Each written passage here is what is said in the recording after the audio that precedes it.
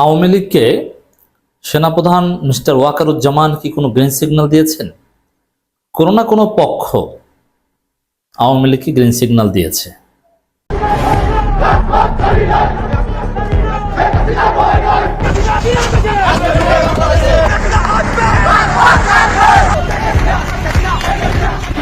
রাজধানীতে পাল্টাপাল্টি সমাবেশের ডাক দিয়েছে আওয়ামী লীগ ও বিএনপি। সরকারের পদত্যাগ সহ 10 দফা দাবিতে রাজধানী সহ 28 মহানগর জেলায় জনসমাবেশ করার ঘোষণা দিয়েছে বিএনপি। গোয়েন্দা তৎপরতার রিপোর্ট বলছে খুব শীঘ্রই আওয়ামী লীগ পুরনো চেহারায় ফিরে আসবে। তাহলে এই সার্ভিস আলম চাপে পড়ে আওয়ামী লীগ রাজনীতিতে ফিরুক চাচ্ছে। সার্ভিস আলমকে দিয়ে এখন আওয়ামী লীগের ভিতরে ঢোকানোর চেষ্টা করতেছে। আওয়ামী লীগের ভিতরে যে রাজনৈতিক ব্যাপারগুলো ঘটতেছে সিনিয়র লেভেলে, সে এগুলো জানতে চাচ্ছে তাদের আগামীর পরিকল্পনা কি। দর্শক বন্ধুরা, ব্রেকিং নিউজ সেটি হচ্ছে আপনার সমন্বয়ক সার্জিস আর হাসনাতকে আপনার গ্রেফতার করে কিংবা অনেকটা তাদের গৃহবন্দী করে তাদের এগেইনস্টে তদন্ত কমিটি করা হচ্ছে। প্রকাশ্যে সমাবেশ করার প্রস্তুতি নিতে গোপনে জড়ো হচ্ছে, এমনকি এখন তারা দেশের মধ্যে সংগঠিত হতে শুরু করেছে। মাঝে মধ্যে রাজধানী ঢাকা সহ দেশের বিভিন্ন স্থানে ঝটিকা মিছিল করছেন তারা। শুরুর দিকে আওয়ামী লীগের মিছিলে অংশ নেয়া নেতাকর্মীর সংখ্যা কম থাকলেও ক্রমেই তা বেড়ে যাচ্ছে। এ লক্ষ্যে তৈরি হচ্ছে মাস্টার প্ল্যান। প্রকাশ্যে সমাবেশ করার প্রস্তুতি নিতে গোপনে জড়ো হচ্ছে। একই সঙ্গে বর্তমান অন্তর্বর্তী সরকারের বিরুদ্ধে নিয়মিত বক্তৃতা বিবৃতি দেওয়া অব্যাহত আছে। আওয়ামী লীগ পুরনো শক্তি নিয়ে মাঠে নেমেছে, তাহলে বিজয় কি সন্নিকটে? শেখ হাসিনা আসবে, বাংলাদেশ হাসবে।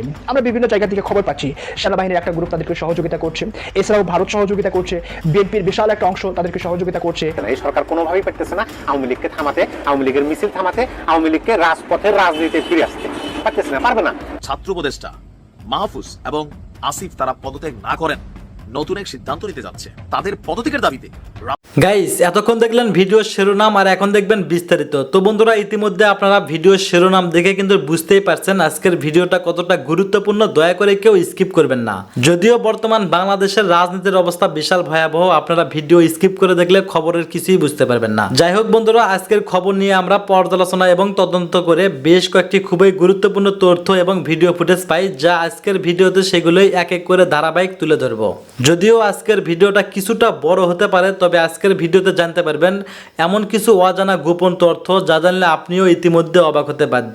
সেই সাথে আরো জানতে পারবেন বর্তমান বাংলাদেশের রাজনীতির প্রেক্ষাপট আসলে কোন দিকে যাচ্ছে।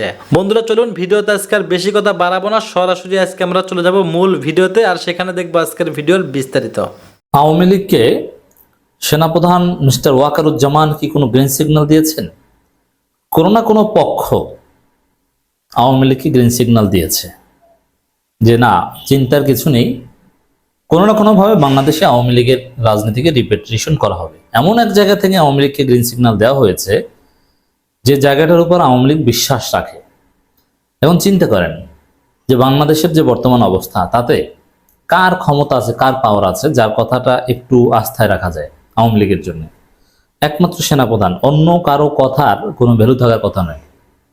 সেনাপ্রধান পাওয়ারফুল লোক, তার কথায় কিছুটা ভরসা রাখা যায়। আর ডক্টর ইউনূসের প্রধান বা অন্যতম প্রতিপক্ষ কিন্তু এখন সেনাপ্রধান হয়ে উঠছেন।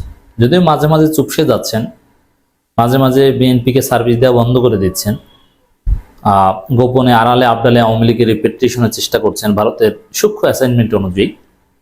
তো দর্শক, এবার যেটা ঘটেছে কয়েকটা ঘটনা দেখেন। আওয়ামী লীগের তো মাইরের ভয় আছে। আওয়ামী লীগ জানে যে বাংলাদেশের জনগণ তাদের রাজনীতি আর অ্যাকসেপ্ট করবে না, সরকারও জিরো টলারেন্স। তো এই জায়গা থেকে একই সাথে বেশ কিছু ঘটনা ঘটেছে, এটা যথেষ্ট সন্দেহজনক। এটা এরকম হওয়ার কথা নয়। একই সাথে আওয়ামী লীগ অনেক জায়গায় মিছিল করেছে, ঢাকা, খুলনা, বেশ কয়েক জায়গায়, শরীয়তপুর এবং বিভিন্ন জায়গায় আওয়ামী লীগ ডিসির কাছে স্মারকলিপি দিয়েছে। যেভাবেই হোক তথ্য সেবা কেন্দ্রে কয়েক মিনিটের জন্য দিয়েই চলে এসে, যেভাবেই হোক মানে একটু নড়ে চড়ে বসেছে আওয়ামী লীগ। আবার মশাল মিছিল করছে, অনেক জায়গায় করেছে, মানে তাদের একটা কর্মসূচির মতো। আগে ঘোষণা ওইভাবে দেয়নি, কিন্তু কর্মসূচি পালন করেছে। আবার যারা জেলে আছে তাদের মধ্যে অন্য রকম ভাব, হতাশ। জুনায়েদ আহমেদ পলকের মুখে একটু হাসি, তিনি হাত নাড়ান, কিছু একটা বার্তা দিতে চান। আবার শাহজাহান খান, হাসানুল্লাহ কিনু, এরা হুমকি দেয় পুলিশকে। এর মানে তাদের আত্মবিশ্বাস যে তারা আবার ফিরে আসবে। এই যে আত্মবিশ্বাসটা, সামগ্রিকভাবে মাঠে যারা আছে তারাও নড়ে চড়ে বসেছে, জেলে যারা আছে তারাও নড়ে চড়ে বসেছে। একযোগে এই চিত্র কেন? আমি মনে করি সেনাপ্রধান ওয়াকারুজ্জামান কোনো গ্রিন সিগন্যাল দিয়েছে, তোমাদেরকে রিফাইন্ড আওয়ামী লীগের মাধ্যমে বা যেভাবে হোক না কেন কোনো একটা প্রজেক্টের মাধ্যমে রিপেট্রিয়েশন করব, একটু নাড়াচাড়া দাও তোমরা, আমি দেখতেছি। ভারত এমনকি হয়তো বড় বড় রাজনৈতিক দল অনেকে ম্যানেজও করেছে, এবং ম্যানেজ করার জন্য যে বৈঠক করেছে সেনাপ্রধান তাও তো আমরা আগে থেকে জানি। তো এই যে আওয়ামী লীগ একসাথে অনেক জায়গায় মিছিল করলো, মশাল মিছিল করলো, ডিসির কাছে স্মারকলিপি দিল, এরপরে শাহজাহান খান এবং হাসানুল্লাহ ইনুদের ভাব গরম দেখানো, আমি মুক্তিযোদ্ধা, আমার হাতে হাত করা পড়ানো ঠিক হচ্ছে না, এবং মেজাজ হারান, এই যে বিষয়গুলো এগুলো একই সূত্রে গাথা। এগুলো সব কিছুর নেপথ্যে সেনাপ্রধানের কোনো গ্রিন সিগন্যাল থেকে থাকতে পারে। ইত্তেফাকের একটা রিপোর্ট, পুরানো চেহারায় ফিরবে আওয়ামী লীগ, তৈরি হচ্ছে মাস্টার প্ল্যান। ঢাকা সহ দেশের বিভিন্ন স্থানে ঝটিকা মিছিল করছে দলের নেতাকর্মীরা, প্রকাশ্যে সমাবেশ করার প্রস্তুতি নিতে জড়ো হচ্ছে গোপনে, মানে প্রকাশ্যে সমাবেশ করতে চাইছে। 8 মাস পর এই প্রথম মোটামুটি সর্বশেষ যে কয়েকটা কর্মসূচি পালন করেছে গত 8 মাসের মধ্যে, এটা বড় কর্মসূচি, যদিও এটা বড় বলা যাবে না, কিন্তু 8 মাসের তুলনায় বড়। 8 মাসের মধ্যে এই প্রথম এই ঘটনা ঘটলো, নিঃসন্দেহে কারো গ্রিন সিগন্যালে, এবং সমাবেশও করতে চাইছে। কেউ বলছে তোমরা একটু সমাবেশ করো বা একটু নাড়াচাড়া দাও, তখন হয়তো বা সরকার বাধ্য হয়ে দেখবে যে না, এদেরকে নিষিদ্ধ করা সম্ভব না, বরং এদের সাথে একটা রিকনসিলিয়েশনে আসে। গণহত্যার বিচার ছাড়া কোনো ধরনের অনুতপ্ততা বোধ এদের মধ্যে নেই। ডক্টর ইউনূসকে বলে দখলদার, মৌলবাদী সরকার, জঙ্গি রাষ্ট্র বাংলাদেশকে বলে, আর এদেরকে বাংলাদেশে রিপেট্রিয়েশন করবে। বাংলার জনগণ এটা একদিনের জন্য মেনে নেবে না। 15 বছরের শাসনের অবসান, তারপর জনতার অভ্যুত্থান। গণঅভ্যুত্থানের শেখ হাসিনার পতনের পর অনেকেই ভেবেছিলেন আওয়ামী লীগ ইতিহাস, কিন্তু সাম্প্রতিক সময়ে ঢাকা সহ বিভিন্ন শহরে দেখা গেছে দলটি ঝটিকা মিছিল, নেতাকর্মীদের অংশগ্রহণ দিন দিন বাড়ছে। প্রশ্ন হচ্ছে এই মিছিলের পিছনে কারা? বিশ্লেষকরা বলছেন প্রশাসনের ভেতরে ঘাপটি মেরে থাকা কিছু লোক আওয়ামী লীগকে গোপনে সহযোগিতা করছে, না হলে এত বড় দমন পীড়নের পর তারা কিভাবে ফের রাজপথে? প্রশাসনের ভিতরে যারা ঘাপটি মেরে আছে তারা এখন নিজেদের চাকরি বাঁচাতে ব্যস্ত। তারা আওয়ামী লীগকে এভাবে সুবিধা দেওয়ার সাহস করছে বলে মনে হয় না। এই সাহস একমাত্র সেনাপ্রধান করতে পারে, আর কেউ না। তার জায়গা থেকে এই সাহস করা সম্ভব। সংশ্লিষ্টরা বলছেন সতর্ক না হলে আওয়ামী লীগ এ ধরনের অপতৎপরতা আরো বৃদ্ধি পাবে, এবং নির্বাচনের তফসিল ঘোষণার পর তারা পুরনো চেহারায় ফিরে আসবে, যার ফলে দেশের রাজনৈতিক পরিস্থিতি আরো অশান্ত হতে পারে। মানে নির্বাচনের আলাপ আলোচনা আসলে কিন্তু আওয়ামী লীগ গতি পায়, কারণ আওয়ামী লীগ চায় নির্বাচন হোক। ডক্টর ইউনূস সরলেই আওয়ামী লীগের বিজয়, বিএনপি আসুক জামাত আসুক কোনো সমস্যা নেই। আওয়ামী লীগের জন্য সমস্যা হচ্ছে ডক্টর ইউনূস, কারণ ভারতের জন্য সমস্যা ডক্টর ইউনূস। তো অন্য যে আসুক ওটা ম্যানেজ করে আওয়ামী লীগ আসতে পারবে, কিন্তু ডক্টর ইউনূসকে ম্যানেজ করে পারবে না। জাতীয় নাগরিক পার্টির মুখ্য সংগঠক হাসনাত আব্দুল্লাহ তার ফেসবুক পোস্টে জানান, যেদিন থেকে আমাদের আওয়ামী লীগ বিরোধী অবস্থান এবং কম্প্রোমাইজের রাজনীতির বিরোধিতাকে শিষ্টাচার বহির্ভূত বলা শুরু হয়েছে, সেদিন থেকে আওয়ামী লীগের মিছিল বড় হতে শুরু করেছে। তিনি আরো সতর্ক করবেন, অতি শীঘ্রই আওয়ামী লীগ নিয়ে সিদ্ধান্তে আসবেন, না হলে শিষ্টাচার বিরোধী আচরণ শুরু করতে হবে। এই জন্য আমরা বলবো যে আসলে আওয়ামী লীগের যে নাড়াচাড়া, এগুলোর বিরুদ্ধে জামাত, শিবির, হাসনাত আব্দুল্লাহ, পিনাকি ভট্টাচার্য এদের রুখে দাঁড়াতে হবে। আর কেউ এই দেশকে আওয়ামী লীগের হাত থেকে বাঁচাতে পারবে না।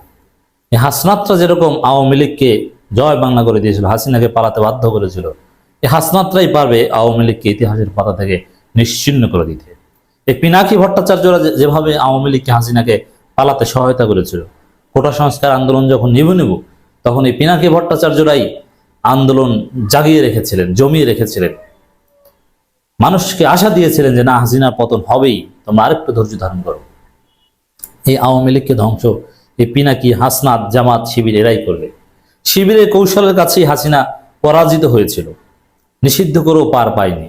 এই জামাত, শিবির এরা একযোগে যদি ঐক্যবদ্ধ হতে পারে, একযোগে যদি অ্যাকশন নিতে পারে, ধানমন্ডি 32 দেখেছেন না, পিনাকি ছিল, হাসনাতরা ছিল, মানে পিনাকির তৎপরতা ছিল, জামাত শিবিরের লোকজন নারায় তাকবীর আল্লাহু আকবার স্লোগান দিয়ে ধানমন্ডি 32 ভেঙেছে, সব মতাদর্শের লোক ছিল। তো এরা যদি আসে, সবাই আসবে, এদের হাতেই আওয়ামী লীগের কবর নিহিত। ন্যাশনাল ডেমোক্রেটিক মুভমেন্ট এনডিএম এর চেয়ারম্যান ববি হাজ্জাজ বলেন, ফ্যাসিজম ঠেকাতে আওয়ামী লীগকে নিষিদ্ধ করাই একমাত্র পথ। শুধু নিষিদ্ধ না, এদেরকে বাস টলা দিতে হবে। আবার কেউ কেউ বলছে না, নিষিদ্ধ করা যাবে না, যারা অপরাধ করছে শুধু তাদের বিচার করতে হবে না, এদের আসলে এদেরকে নিশ্চিহ্ন করতে হবে। আওয়ামী লীগ নামের কোনো কিছু চিহ্নই রাখা যাবে না। আর যারা আওয়ামী লীগ করে তারা স্বার্থ পেলে ওগুলো ভুলে যাবে, তাদেরকে অন্য দলে পোস্ট পজিশন দিতে হবে, যারা ফৌজদারি অপরাধে অপরাধী না, সুযোগ সুবিধা দিয়ে একটা প্রক্রিয়া অন্যদিকে নিয়ে যেতে হবে। আওয়ামী লীগ নামে কোনো কিছু থাকবে না। এদিকে এক সপ্তাহে রাজধানীতে অন্তত 4টি ঝটিকা মিছিল করেছে আওয়ামী লীগ। সর্বশেষ শুক্রবার উত্তরায় আওয়ামী লীগ মিছিল করেছে। তবে সম্প্রতি সরকারও নড়েচড়ে বসে এবং গোপন অভিযান চালিয়ে আওয়ামী লীগ এবং ছাত্রলীগের বিভিন্ন সদস্য গ্রেপ্তার করেছে। স্বরাষ্ট্র উপদেষ্টা যতই গ্রেপ্তার করুক, মূল ভূমিকাটা পালন করতে হবে জামাত, শিবির, হাসনাত, পিনাকিদের, তাদের প্রতি আমার আহ্বান। এদিকে ওই একই সময় জুনায়েদ আহমেদ পলক হাতের ইশারা দেন, মানে কোনো গ্রিন সিগন্যাল থেকে আত্মবিশ্বাস, বেশি বাড়াবাড়ি করলে তোর 14 গোষ্ঠী খেয়ে ফেলবো, পুলিশ সদস্যদের ইনু, শাহজাহান। এবং আবার বলেন যে মুক্তিযোদ্ধাকে হাত করাও তোর মুক্তিযোদ্ধার গোষ্ঠীর, মুক্তিযোদ্ধা মারাইতে, এই মুক্তিযোদ্ধা মারাই তো দেশটাকে ধ্বংস করেছে। মানে মুক্তিযোদ্ধা অপরাধ করলে 7 খুন মাপ, এটা কিছু না। মুক্তিযোদ্ধা একদম জায়গা মতো ভরে দেওয়া উচিত। কিসের মুক্তিযোদ্ধা? মুক্তিযুদ্ধ 71 সালে যারা করেছে তারা সবাই সম্মানিত, কিন্তু 71 পরে যে আকাম করবে তার আকামের বিচার হবে, এটাই স্বাভাবিক। মুক্তিযুদ্ধ করলে কি তার 7 খুন মাপ? এটা কোন নীতিতে আছে? জেনেভা কনভেনশনে আছে নাকি? এগুলো কোনো কথা না। যাই হোক দর্শক, এইভাবে আমরা দেখতে পাচ্ছি আওয়ামী লীগ বিভিন্নভাবে হুমকি ধামকি দিচ্ছে, মাস্টার প্ল্যান তৈরি করছে, এবং হাসানুল হক ইনুদুর আত্মবিশ্বাস পুলিশ সদস্যদের খেয়ে দেওয়ার হুমকি দেয়। এই যে পুলিশ সদস্যদের খেয়ে দেয়, হুমকি দেয়, এত বড় সাহস কার গ্রিন সিগন্যালে পেয়েছে? আমি এখানেও সেনাপ্রধানের একটা গ্রিন সিগন্যাল থেকে থাকতে পারে, কারণ তিনি হয়তো বুঝিয়েছেন যে না, বিচার টিচার এগুলো দিন শেষে আমি রক্ষা করব, সমস্যা নাই। একটা ভুল হচ্ছে যে এই সেনাপ্রধান এবং আওয়ামী লীগের চুপ্পু, এই দুইজনকে বিএনপির তৎপরতায় রেখে দেওয়া হয়েছে। দেশে যদি আওয়ামী লীগের কোনো অঘটন ঘটে থাকে, দায় বিএনপি এড়াতে পারবে না।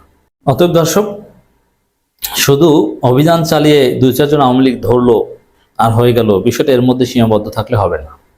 গভীরভাবে বিষয়টা খতিয়ে দেখতে হবে যে কে গ্রিন সিগন্যাল দিয়েছে, কোন শক্তির বলে, কোন শক্তির প্ররোচনায় আওয়ামী লীগ আবারও ঝটিকা মিছিল করছে, গোপনে তৎপর হচ্ছে, সমাবেশ করতে চাইছে। এই সাহসটা কোথায় পেল? আর কোনো গ্রিন সিগন্যালে কাজ হবে না, কোনো সাহসে কাজ হবে না, কোনো কিছুতেই কাজ হবে না। ওদের মনোবল একদম ভেঙে দিতে হবে। এই কাজটা পিনাকি, হাসনাত, শিবিরের উদ্যোগী হতে হবে, অন্য কেউ পারবে না। বাংলাদেশে আজকে আওয়ামী লীগ চোখের সামনে মিছিল করছে, আপনাদের চোখের সামনে লজ্জা লাগে না? বিএনপি, জামাত, অন্যান্য রাজনৈতিক দলগুলো আপনাদের এই মিছিলগুলো দেখে কেমন লাগছে? আনন্দ? আওয়ামী লীগের মিছিল দেখার পরে যদি আপনাদের মধ্যে এতটুকু সচেতনতা তৈরি না হয় যে আগামীর বাংলাদেশ ধ্বংস হয়ে যাবে এই আওয়ামী লীগকে রাখলে, তাহলে এই দেশের এই 24-এর গণঅভ্যুত্থান দিয়ে লাভটা কি হল? আওয়ামী লীগের এই সকল ষড়যন্ত্র রুখতে বিএনপি, জামাতকে এখন এই মুহূর্তে মাঠে ময়দানে একসাথে থাকতে হবে। আবার 5ই আগস্টের পূর্বের জায়গায় ফিরে আসতে হবে। আবার বাংলাদেশের মানুষের নৈতিক অধিকার ফিরিয়ে আনতে এই দলগুলোর এবং অন্যান্য রাজনৈতিক দলগুলোর এক হতে হবে। তো 16 বছরে কোনো গণতন্ত্র ছিল? একটা ভোট দিতে পেরেছেন? তো যেই 16 বছরে আপনি একটা ভোট দিতে পারেন নাই, সেই 16 বছর পরে আপনি আওয়ামী লীগকে নিয়ে চিন্তা কেন করছেন? আওয়ামী লীগের অস্তিত্বই তো আগামী 15 বছর পর্যন্ত নির্বাচনেই আসতে পারার কথা না, ওকে ভোটেই আনার কথা না, ও বাংলাদেশের কোনো জায়গায় থাকার কথা না, ওকে চিরদিনের জন্য মুছে দেওয়া দরকার। কিন্তু অনেকেই এখন একেবারে এক্সক্লুসিভ বলতে গিয়ে আওয়ামী লীগকে পুনর্বাসনের জন্য মাঠে নেমেছেন। কেউ থাকতে পারবেন না, কি বিএনপি আর কি জামাত, কারো অস্তিত্ব বাংলাদেশে আওয়ামী লীগ রাখবে না। সার নাম আওয়ামী লীগ না। আওয়ামী লীগ করলে তার মধ্যে কোনো গণতান্ত্রিক স্পেস থাকতে পারে না। বিএনপিকে জামাত শত্রু মনে করেন, জামাতকে বিএনপি শত্রু মনে করেন, কিন্তু আপনি কি মনে করেন যে জামাত, বিএনপি আপনারা আপনাদের কাছে আওয়ামী লীগের চাইতে বড় শত্রু হয়ে গিয়েছেন? তাহলে এখনো কেন আপনাদের মধ্যে অনৈক্য বিরাজ করবে? আমি বিশ্বাস করি বাংলাদেশের অনেক হয়ে গিয়েছে, অনেক, আর না। এখন আপনাদের মধ্যে ঐক্য এবং ঐক্য প্রশস্ত করতে হবে, না হয় আওয়ামী লীগ চোখের সামনে দেখছি আওয়ামী লীগ ফেরত আসবে। বিএনপি, জামাত সহ রাজনৈতিক দলগুলোর আর ঐক্য হওয়ার প্রয়োজন নাই। সারা বাংলাদেশে আওয়ামী লীগ চলে আসুক, মিছিল চলুক, মিটিং চলুক, তারপরে আপনারা যখন এটার প্রায়শ্চিত্ত ভোগ করবেন তখন আপনারা ঐক্য হবেন।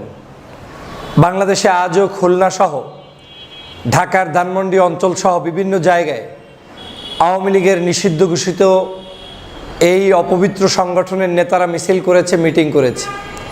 তারা পরিকল্পনা নিচ্ছে যে বড় আকারে বিভিন্নভাবে বিভিন্ন জায়গায় তারা সমাবেশ করার, গোপনে তারা ষড়যন্ত্র করে যাচ্ছে দেশের বিরুদ্ধে, মানুষের বিরুদ্ধে।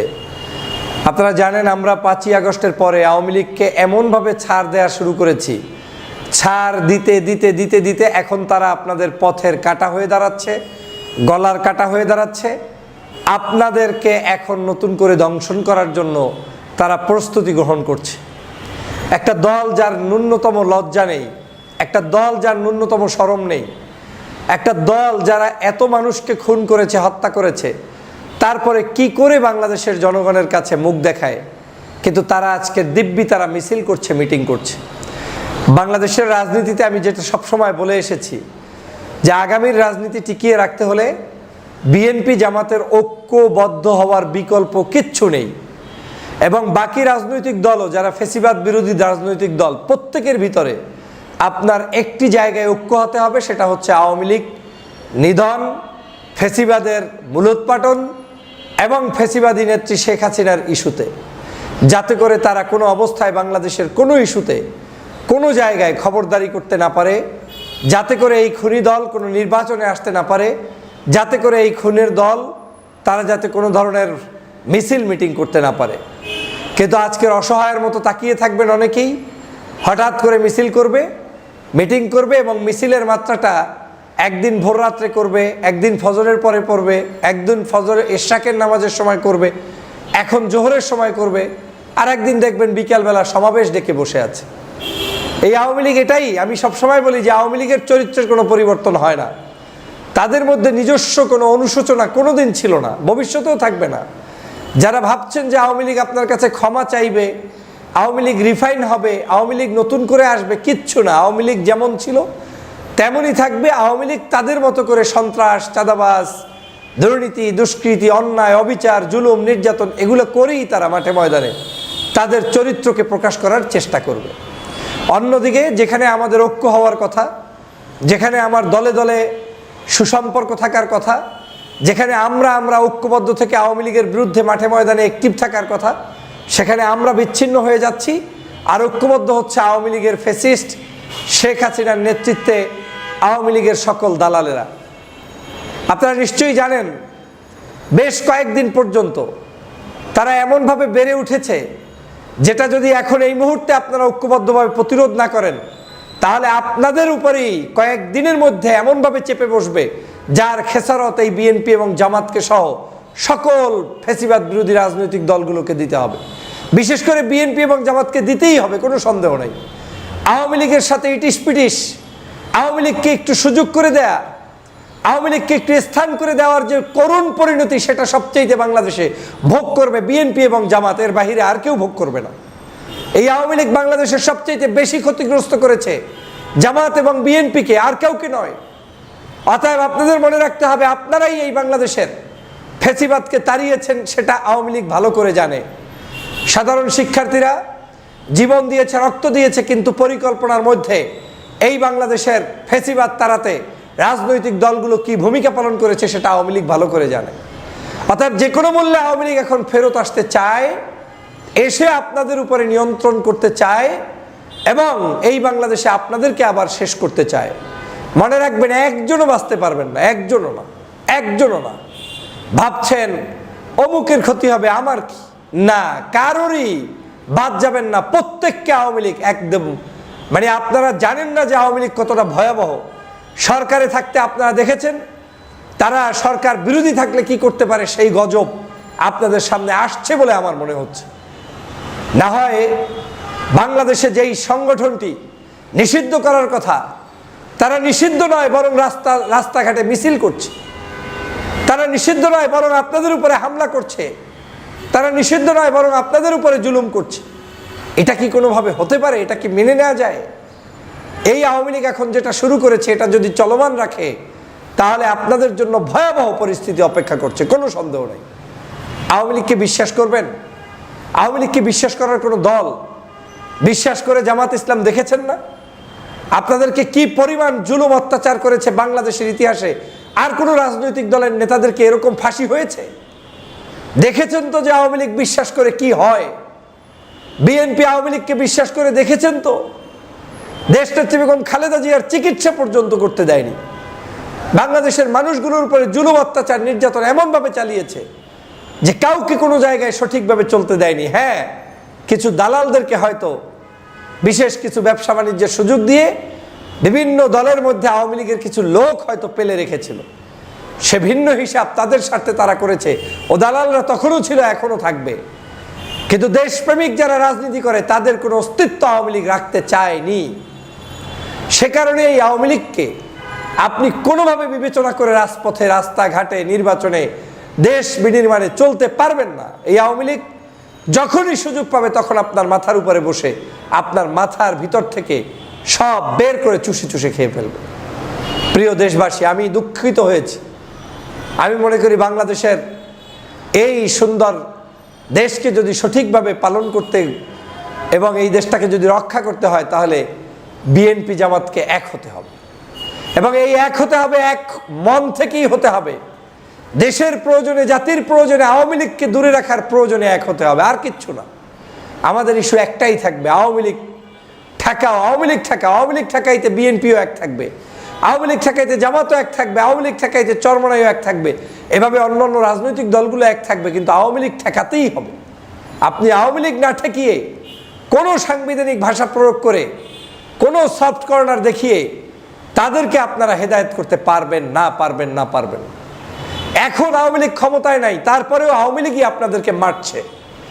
আওয়ামী লীগ গত কয়েকদিন আগে গোপালগঞ্জে একটি রাজনৈতিক সংগঠনের নেতাকে সেখানে মেরেছে, তার আগে কয়েক মাস আগে 2-3 জন মানুষকে সেখানে হত্যা করেছে। বিভিন্ন সময় তারা পুলিশ, আর্মির গাড়ি পুড়িয়ে দিচ্ছে। এদেশের মধ্যে সকল অরাজকতা সৃষ্টির পিছনে তাদের অবদান রয়েছে। এখনো বিভিন্ন জায়গায় অসঙ্গতি তৈরি করছে, মানুষদেরকে জুলুম করছে, অত্যাচার করছে, ব্যভিচার করছে, অনাচার করছে, সব কিছুর পিছনে আওয়ামী লীগ দায়ী। অতএব এই আওয়ামী লীগকে যারা পেলে পুষে কম্বলের ভিতরে রাখবেন, তারা সাপ যেরকম আপনি দুধ টুধ খাওয়ায় পালে রাখবেন, তারপরে সবল মারলে তখন বুঝবেন ঠিক আওয়ামী লীগের অবস্থা তাই হয়েছে। আর এই সরকারকেও আমি অনুরোধ করছি, আপনারা কেমন জানি সব পারেন, আপনি আওয়ামী লীগের ক্ষেত্রে আপনারা দুর্বলতা এখনো প্রকাশ করছেন, এটা অত্যন্ত জঘন্যতম কাজ। আপনাদের উচিত হবে বাড়ি বাড়ি গিয়ে আওয়ামী লীগের যারা চুরি করেছে, ডাকাতি করেছে, মানুষ মেরেছে এবং এই 24-এর অভ্যুত্থানের বিরোধিতা করেছে, সেই মানুষগুলোকে আপনাদের এখন এই মুহূর্তে আইনের আওতায় নিয়ে আসা দরকার, এবং তাদেরকে আইনের আওতায় আনার মাধ্যমেই বাংলাদেশে আওয়ামী লীগের সকল স্বপ্ন ভেঙে চুরে চুরমার করে দেওয়া দরকার। বাংলাদেশে কোনো গণতান্ত্রিক সিস্টেমের কি আছে? কি গণতন্ত্র আছে বলেন? গত 16 বছরে কোনো গণতন্ত্র ছিল? একটা ভোট দিতে পেরেছেন? তো যেই 16 বছরে আপনি একটা ভোট দিতে পারেন নাই, সেই 16 বছর পরে আপনি আওয়ামী লীগকে নিয়ে চিন্তা কেন করছেন? আওয়ামী লীগের অস্তিত্বই তো আগামী 15 বছর পর্যন্ত নির্বাচনেই আসতে পারার কথা না, ওকে ভোটেই আনার কথা না, ও বাংলাদেশের কোনো জায়গায় থাকার কথা না, ওকে চিরদিনের জন্য মুছে দেওয়া দরকার। কিন্তু অনেকেই এখন একেবারে এক্সক্লুসিভ বলতে গিয়ে আওয়ামী লীগকে পুনর্বাসনের জন্য মাঠে নেমেছেন। লজ্জা, সেইম। বাংলাদেশে আজকের আওয়ামী লীগ চোখের সামনে মিছিল করছে, আপনাদের চোখের সামনে লজ্জা লাগে না? বিএনপি, জামাত, অন্যান্য রাজনৈতিক দলগুলো আপনাদের এই মিছিলগুলো দেখে কেমন লাগছে? আনন্দ। আওয়ামী লীগের মিছিল দেখার পরে যদি আপনাদের মধ্যে এতটুকু সচেতনতা তৈরি না হয় যে আগামীর বাংলাদেশ ধ্বংস হয়ে যাবে এই আওয়ামী লীগকে রাখলে, তাহলে এই দেশের এই 24-এর গণঅভ্যুত্থান দিয়ে লাভটা কি হল? আমি মনে করি আপনাদের এখন সজাগ হওয়ার সময় এসেছে। সকল প্রকার নিজেদের অনৈক্য ভুলে যান। আওয়ামী লীগের এই সকল ষড়যন্ত্র রুখতে বিএনপি, জামাতকে এখন এই মুহূর্তে মাঠে ময়দানে একসাথে থাকতে হবে। আবার 5ই আগস্টের পূর্বের জায়গায় ফিরে আসতে হবে। আবার বাংলাদেশের মানুষের নৈতিক অধিকার ফিরিয়ে আনতে এই দলগুলোর এবং অন্যান্য রাজনৈতিক দলগুলোর এক হতে হবে। ফ্যাসিবাদ বিরোধী সকল রাজনৈতিক দলের ঐক্যবদ্ধ হওয়ার কোনো বিকল্প নেই। যদি সেটা না করেন, কেমন পস্তাবেন সেটা আওয়ামী লীগ আসলে বুঝবেন। কেউ থাকতে পারবেন না, কি বিএনপি আর কি জামাত, কারো অস্তিত্ব বাংলাদেশে আওয়ামী লীগ রাখবে না। সার নাম আওয়ামী লীগ না। আওয়ামী লীগ করলে তার মধ্যে কোনো গণতান্ত্রিক স্পেস থাকতে পারে না। অতএব সাবধান হয়ে যান। মাত্র মিছিল দেখেছেন, ওরা বারবার বলছে ষড়যন্ত্র করছে, গোয়েন্দা বিভাগ বলছে ষড়যন্ত্র করছে, ওরা মিছিল করবে, মিটিং করবে, ওরা শেখ হাসিনাকে পুনর্বাসন করার জন্য মাঠে নেমেছে, আপনাদের কোনো হুঁশই নেই। ওরা প্রতিনিয়ত সন্ত্রাসী করছে, ওরা প্রতিনিয়ত আমার দেশের গ্যাঞ্জাম লাগানোর জন্য বসে আছে, আপনাদের কোনো হুঁশই নেই। প্রিয় দেশবাসী, প্রিয় সহযোদ্ধা ভাইরা, এভাবে চলতে পারে না। আমাদেরকে একটি কনসেপ্টে এক হতে হবে, সেটা হচ্ছে আওয়ামী লীগ ইস্যুতে আমরা এক। আওয়ামী লীগকে পুনর্বাসিত হতে দেব না। আওয়ামী লীগ কি আপনার জামাত অনেক শত্রু, বিএনপিকে জামাত শত্রু মনে করেন, জামাতকে বিএনপি শত্রু মনে করেন, কিন্তু আপনি কি মনে করেন যে জামাত বিএনপি আপনারা আপনাদের কাছে আওয়ামী লীগের চাইতে বড় শত্রু হয়ে গিয়েছেন? তাহলে এখনো কেন আপনাদের মধ্যে অনৈক্য বিরাজ করবে? আমি বিশ্বাস করি বাংলাদেশের অনেক হয়ে গিয়েছে, অনেক আর না। এখন আপনাদের মধ্যে ঐক্য এবং ঐক্য প্রশস্ত করতে হবে, না হয় আওয়ামী লীগ চোখের সামনে দেখছি আওয়ামী লীগ ফেরত আসবে এবং তারা বড় ধরনের ষড়যন্ত্র করবে, যেটা মোকাবেলা করার জন্য এক না থাকলে জীবনে মোকাবেলা করতে পারবেন না। কারণ ষড়যন্ত্রবাদীদের কোনো আইন নেই, তাদের কোনো মাসলা নেই, তারা কোনো কিছু মানে না, তারা অবৈধ, তারা অনৈতিক, তারা যে কোনো কিছু ঘটাতে পারে। কিন্তু আপনারা তো ভালো মানুষ, আপনারা তো সেটা পারবেন না। অতএব আপনাদের যদি এখন হুঁশ না আসে, তাহলে আর কবে আসবে আল্লাহ ছাড়া কেউ জানে না। এবং সেই হুঁশ যদি আপনারা এখন ফিরিয়ে না আনেন, তাহলে আপনাদেরকেও চিরদিনের জন্য মুছে ফেলতে হবে এবং মুছে ফেলতে পারবে ওরা, আর আপনাদেরকেও করবে। আওয়ামী লীগ আর বিএনপি নাম দেখে দেখে করবে না, তখন সবাই মিলে এই দেশের যারা স্বাধীনতার পক্ষে, দেশের পক্ষে, মানুষের পক্ষে, তাদের সবাইকে ওরা তাড়াবে। অতএব প্রিয় দেশবাসী, প্রিয় সহযোদ্ধা ভাইরা, সময় এসেছে কথা বলার, সময় এসেছে আমাদের এখন কাজ করার, সময় এসেছে ফ্যাসিবাদের মুখোশ উন্মোচন করার, সময় এসেছে আওয়ামী লীগকে নিষিদ্ধ করার। সবাইকে ধন্যবাদ। আসসালামু আলাইকুম রহমতুল্লাহি ওবরকাতুহ। সম্মানিত দর্শক, আপনারা ইতিমধ্যে সবাই জেনে গেছেন যে ভারত বাংলাদেশকে দেয়া যে ট্রানজিট সুবিধা সেটি বাতিল করেছে। এই ট্রানজিট সুবিধার আওতায় বাংলাদেশি যারা আমদানিকারক এবং রপ্তানিকারক, তারা ভারতের স্থলপথ ব্যবহার করে যেগুলো স্থল বন্দর রয়েছে তার মাধ্যমে ভারতে রপ্তানি না করেও ভারতের ভূমি দিয়ে তৃতীয় কোনো দেশে তারা রপ্তানি করতে পারত। এটাকে বলা হয় ট্রান্সশিপমেন্ট এক্সপোর্টের ক্ষেত্রে।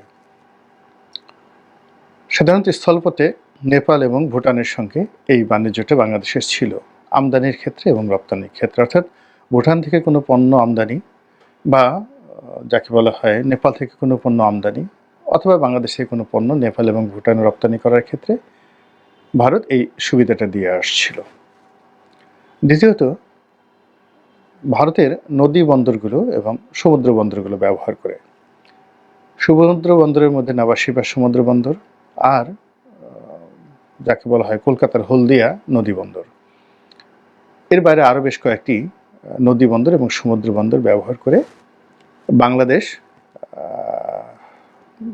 বিশ্বের বিভিন্ন দেশ থেকে পণ্য আমদানি করে ভারতে খালাস করে সড়ক পথে বাংলাদেশে আনত, আবার একইভাবে বাংলাদেশ থেকে বিভিন্ন পণ্য ভারতের এই সকল বন্দরে পাঠিয়ে সেখান থেকে বিশ্বের বিভিন্ন দেশে পাঠাতো।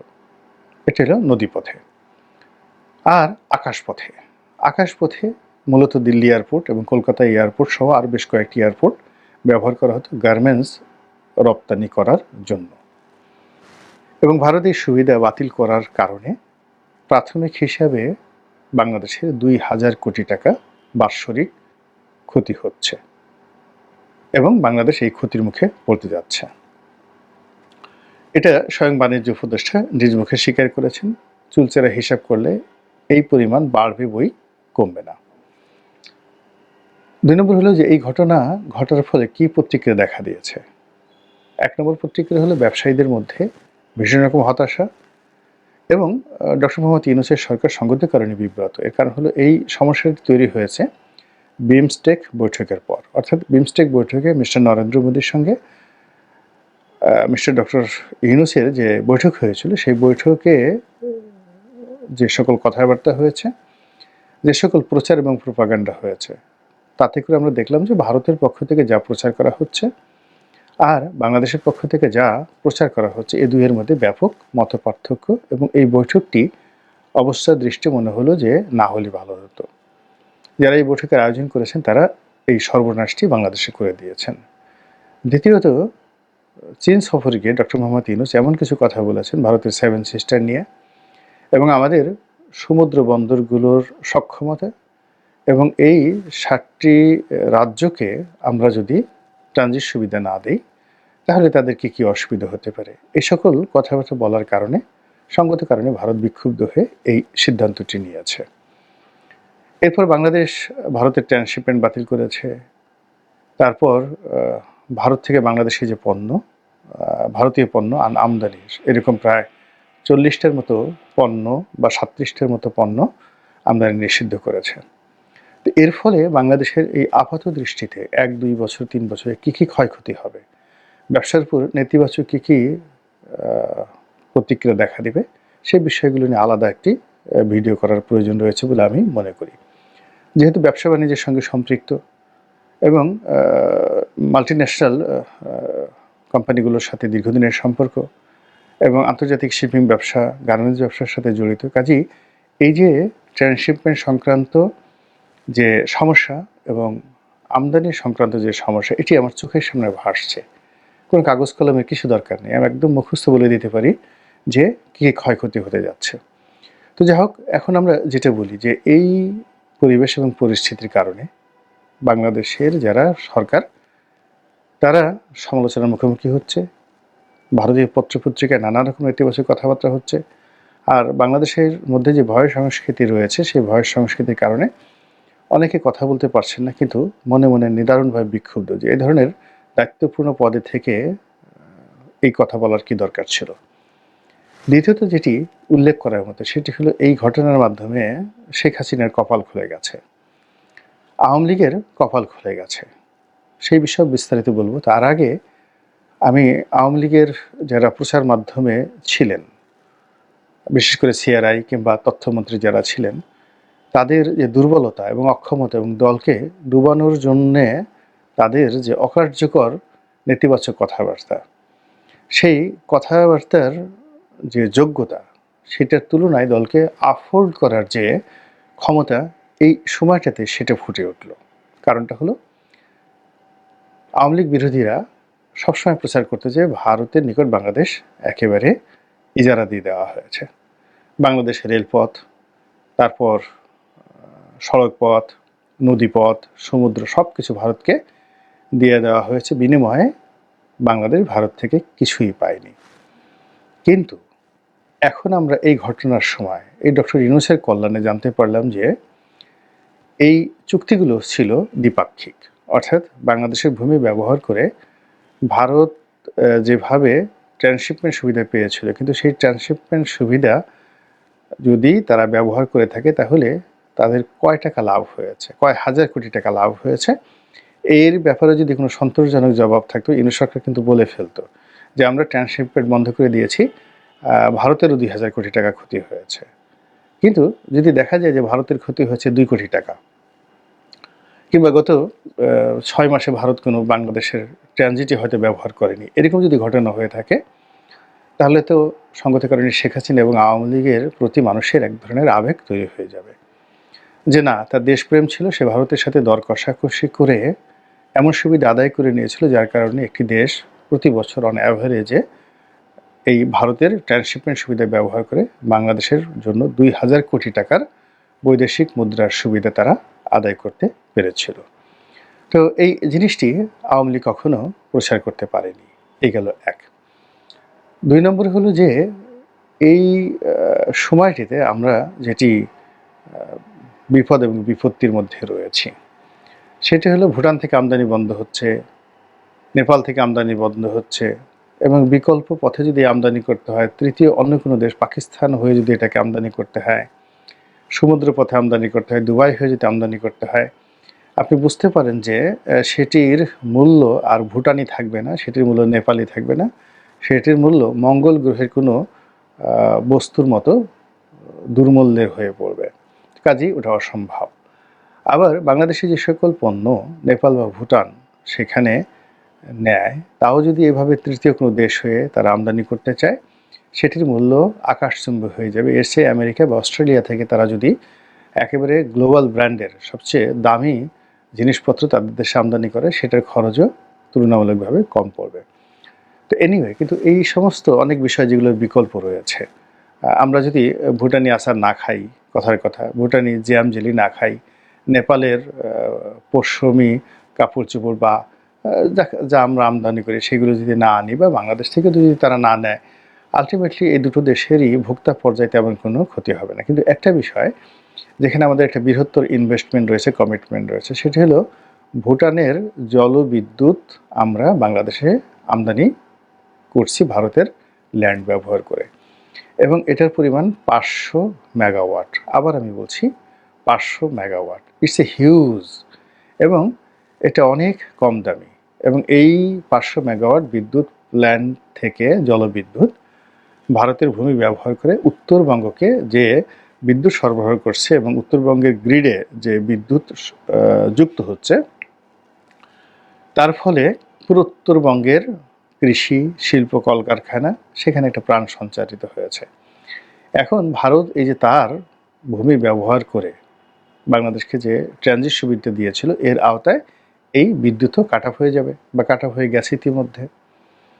এবং সেক্ষেত্রে এই যে ভুটানের সঙ্গে আমাদের যে একটা বন্ধুত্বপূর্ণ সম্পর্ক, একটা চুক্তি, সেখানে আমাদেরকে বিদ্যুৎ দেওয়ার জন্য তারা যে ইনভেস্ট করেছে, সেটার তো বিদ্যুৎ না পেয়েও আমাদেরকে জরিমানা গুনতে হবে। একইভাবে আদানিকে নিয়ে আমাদের যে সমস্যা তৈরি হয়েছে এই মুহূর্তে, অর্থাৎ ভারতের সঙ্গে আমাদের যে দ্বিপাক্ষিক সম্পর্ক, সেই দ্বিপাক্ষিক সম্পর্কের মধ্যে এখন বিস্ফোরা হিসেবে আদানি দেখা দিয়েছে।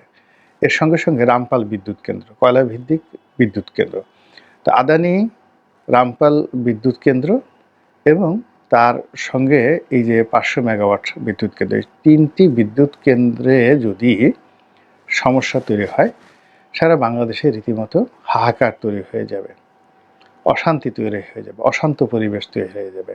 এবং আরও একটা বিষয়, সেটি হলো আমরা ভারত থেকে পাইপলাইন ব্যবহার করে কম দামে আমরা ডিজেল এবং অন্যান্য জ্বালানি পণ্য ভারতের মাধ্যমে আমদানি করছিলাম। সরাসরি ভারত থেকে অথবা তৃতীয় কোনো দেশ থেকে আমদানি করে ভারতীয় বন্দর ব্যবহার করে সেই পাইপলাইন দিয়ে বাংলাদেশে আনার যে প্রকল্পটা চালু হয়েছিল, এটি আমাদের পেট্রোলিয়ামের চেইন অ্যান্ড সাপ্লাইতে একটা বিশাল গুরুত্বপূর্ণ ইনভেস্টমেন্ট ছিল শেখ হাসিনার জামানাতে।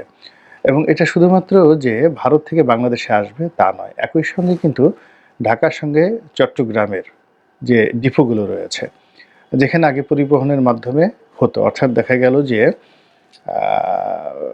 সেই মাদার ভেসেল থেকে লাইটারিং করে সেখানে বাংলাদেশের রিফাইনারিগুলোতে পেট্রোলিয়াম আসতো, এবং এখানে যে চুরি চামারি হতো, অর্থাৎ মাদার ভেসেল থেকে লাইটার জাহাজে, লাইটার জাহাজ থেকে আবার রিফাইনারিতে, আবার সেই রিফাইনারি থেকে এসে যখন ট্রাকে করে সারা বাংলাদেশে পৌঁছে দেওয়া হতো, কিংবা যাকে বলা হয় ছোট ছোট লাইটার জাহাজে করে সেই তেল পরিবহন করে সেই যাকে বলা হয় সরবরাহ ব্যবস্থা ঠিক রাখা হতো, এখানে অলমোস্ট 20-25% সিস্টেম লস হয়ে যেত।